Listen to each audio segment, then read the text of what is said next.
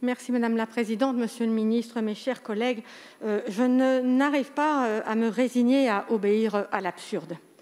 Nous sommes des hommes, nous réfléchissons, nous pensons, nous discernons. L'absurde ne s'accepte pas.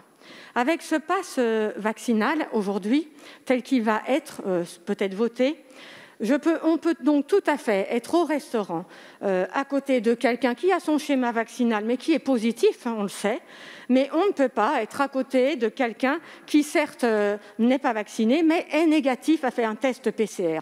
Tout cela est absurde et l'absurde ne s'accepte pas. Exactement comme marcher dans la rue ou en forêt seul avec personne à côté. C'est absurde. On ne peut pas faire obéir les gens à l'absurde.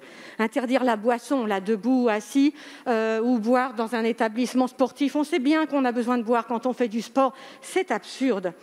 L'histoire de Popcorn aussi, le sandwich dans le train, bientôt on va être obligé, on va voir des gens se cacher dans les toilettes des trains pour manger un sandwich triangle SNCF.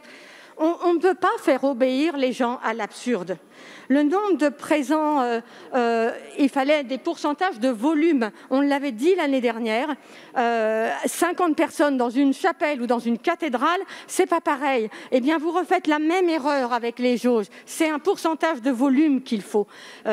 Vous n'apprenez donc guère de vos erreurs.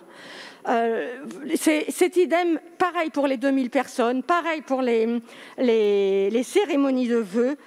Les gens, en réalité, en ont assez. On n'obéit pas à l'absurde. Les gens veulent vivre et vous n'y pourrez rien.